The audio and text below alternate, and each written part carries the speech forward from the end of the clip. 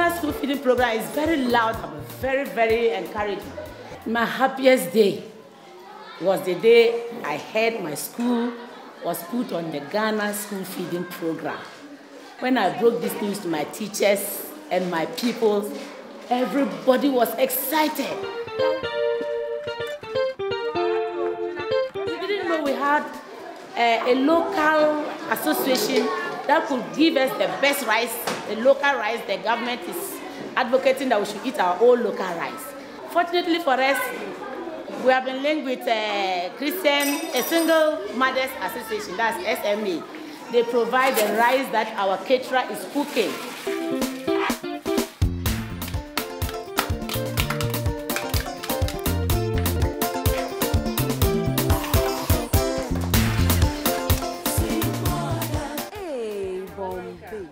As we went along with different income-generating activities, rice was one of those that a great number of the women growing in. We were doing the rice parboiling individually in our homes. And as single mothers, we came together to do it in bulk because government brought these policies that we should eat our own rice. This school feeding program came in, and we had contracts from the schools, and we had to bid for it. Because our rice is stoneless, we were able to remove stones from our rice, chaff from our rice, wash it well, and it was neatly done. So people started trooping in for our rice.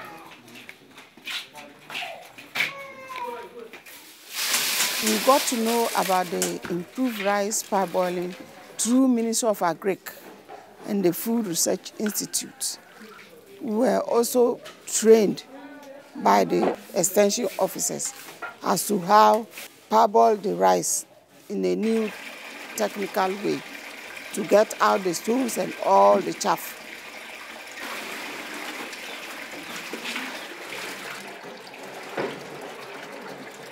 Formerly, we used these aluminum big pots, which couldn't even take one bag of rice. But the Food Research Institute designed these vessels for us through Ministry of Agric and Oxfam. Then they molded this for us. So this one can take about a full bag.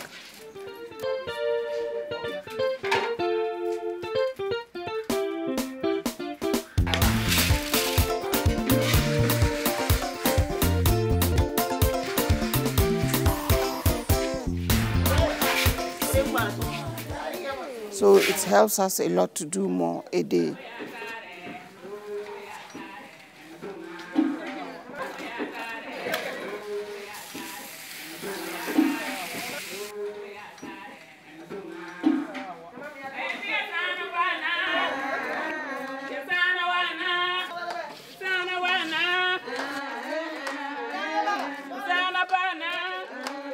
You dry the rice for 5 hours. Because the sun is too much hot, it will break. During milling, it will break. So because of that, when we dry it, we don't dry and leave it. We dry and turn it so that the whole rice, the water will be drained out of it. Because of the extension of our trade with the schools, we had to go in to meet the farmers' coalition to talk with them. Those days, there was no marketing for our local rice. Initially, we were only producing to have some little market. We are being open to deal with a Single Mothers Association. We are now short of the market, so we have no problem as we used to have.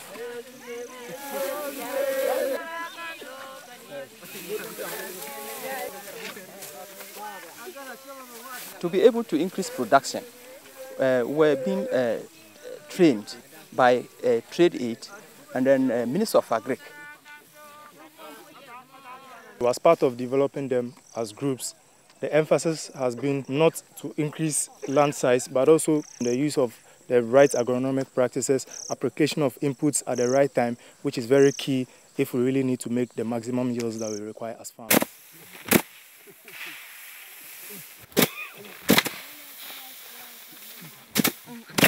Formerly, they fill the bags with a lot of chaff.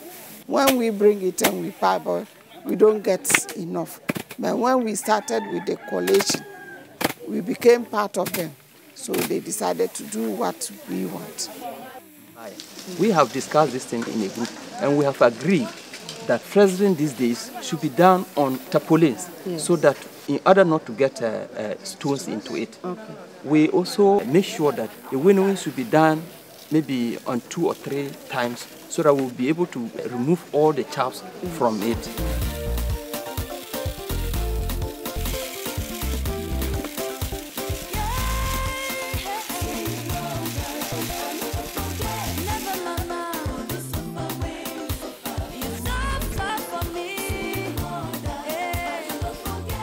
We've realized that jasmine rice is what is needed most in the market.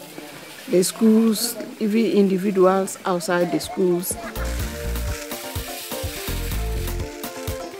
We went into demonstration farm to farm jasmine rice only to make sure that we have the seed for each and every farmer in the coalition to grow. So actually now we are into jasmine production, but nothing else. When they harvest it very dry, we really face problems here because our rice breaks when we parboil and mill.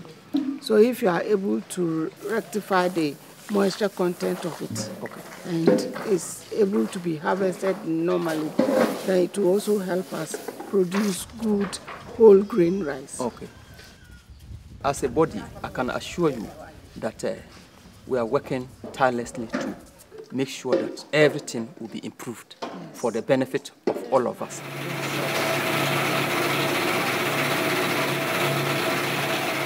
In our trainings, there's emphasis on records keeping. You look at the costs involved in all the activities you are undertaking, and so you're able to make simple calculations to tell if you are breaking even. We will not have problem making it up to the standards that you want, but it's also costly to go into farming. So at the end of the day, we'll have to sit and then actually come out with a price that will be good for you and us. If you clean the rice seriously and rectify the moisture content of it, we will add a price so that we can all gain from our labor. Our other problem is monetary aspect of the business. The basic problem SMA had was the issue of having to pay on the spot to pick up rice, and this required a financial intervention, and so the bank was brought on board. SMA had to acquire a loan from the bank to do ready payments when they pick up the rice from the farmers. I think this is the role that Trade Aid has played as a facilitator, farmers group to single mothers, and then between single mothers and farmers to the bank, establishing confidence in us that